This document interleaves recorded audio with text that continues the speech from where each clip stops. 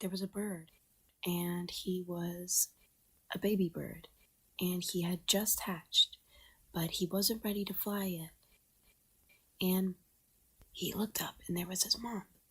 But then his mom left to get food, and all of his brothers and sisters had already spread their wings, and they were ready to fly with his mom. So he was all alone in the nest, bored out of his mind. Hours and hours were going by. He had nothing to do, and he was just thinking, really wish I were like my brothers and sisters, and I was just normal. I could just open my wings and fly with all of them. Like, why did God make me like this? And so, if I just put my mind to this, I can probably fly right out of the nest. You know what I'm saying? Just whoosh. I've seen them do it, and it doesn't look that hard, said the bird. So he walked his little toothpick legs to the edge of his nest. He poked his head over, and he saw this big wide world below him. Just fly and just be with his family and see it all. So he takes a breath and he says, I got this. And he jumps. He falls because he can't fly yet, and flying doesn't work like that. You have to be physically ready to fly as a bird, and he's not in that stage of bird puberty yet. So he fell, and he hit the ground, and now he's hurt. So then, he's like, I gotta find my family, said the bird. So he lifts up his wings, and he starts army crawling. He's crawling, and he's crawling, and he's putting his mind to it. Hours go by. The sun is burning on him. It's like an old Western movie. He squints his eyes. He's looking around. No water in sight. His mouth is getting drier and drier, and he's thinking, why did I ever leave my comfort zone? Why did I ever do that, said the bird. That was the stupidest decision I've ever made, said the bird. Now he's getting bitter. Nighttime is rolling around. All of a sudden he's getting cold. He's like, I don't have any feathers yet. I'm so stupid. That's why I can't fly. And so he goes to sleep. He wakes up. It's the next day. And when he opens his eyes, what? Wasn't a dream, said the bird. And when he opens his eyes, all he sees is an old, wise-looking snapping turtle standing right before him. He goes, who are you? And can you help me? He says, only you can help you. Turns around ever so slowly and starts walking away. But the bird needs help. So he goes, no, who are you? He says, name's Pedro. You look like you're a long way from home, said Pedro. The bird said, yeah. And I'm like gonna die. Please, God, I need your help. Can you not be a bitch right now? Cause I really can't deal with that, okay? I can't deal with that right now, Pedro. So Pedro was like, hop on the back, kid. I'll take you where you need to go. The bird was so happy, but just as he was about to get on Pedro's back, he hears something. The bird says, wait, what was that? He heard it again. He looks up, and it's a vulture. It's a vulture. I'm hungry. I'm gonna eat you alive. of a sudden, there's 7 of them. They're circling.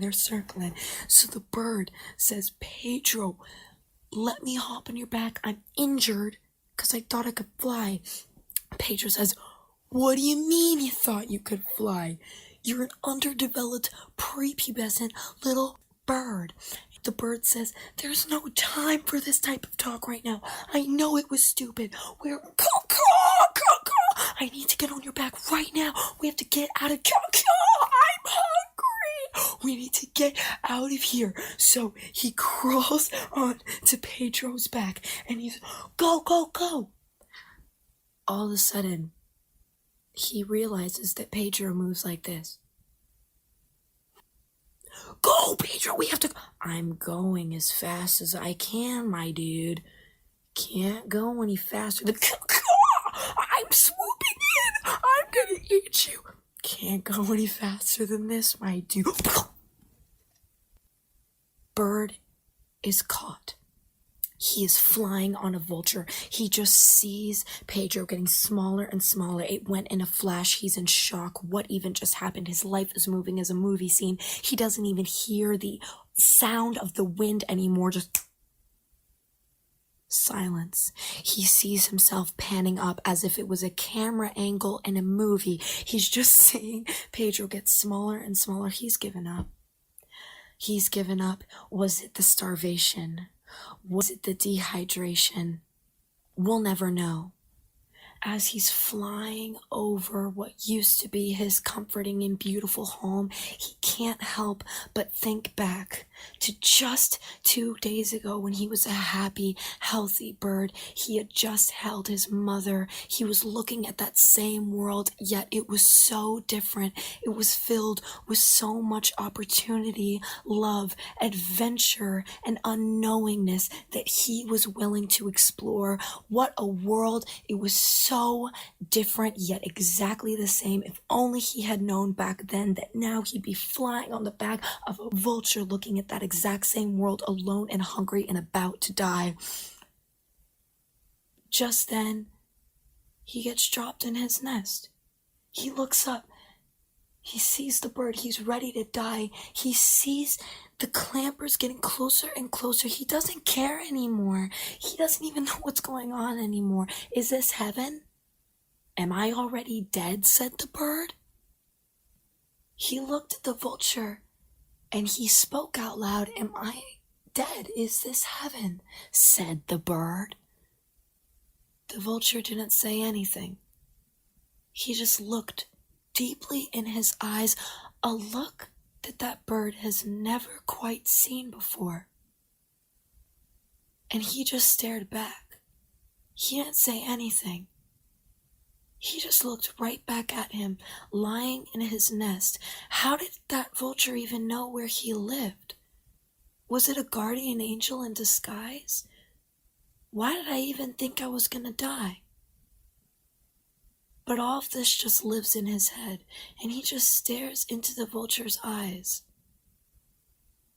And the vulture seems so wise, like he wants to say something, but he seems like he doesn't even need to say it at all. He flies away in what seems like slow motion, each flap of his wings going a graceful fan, jetting him higher into the sky, as he silently and gracefully flies off into the now 3rd day of the little bird's adventure. And the bird's just staring at the trees, in shock of what just happened. His mother and his brother, sister, they all come home. They can't believe he's alive. They shower him in kisses, but it's just like the bird just looks forward. Who was that vulture? Why did he let me have a second chance? Where's Pedro? But all in all, he looked at his mom.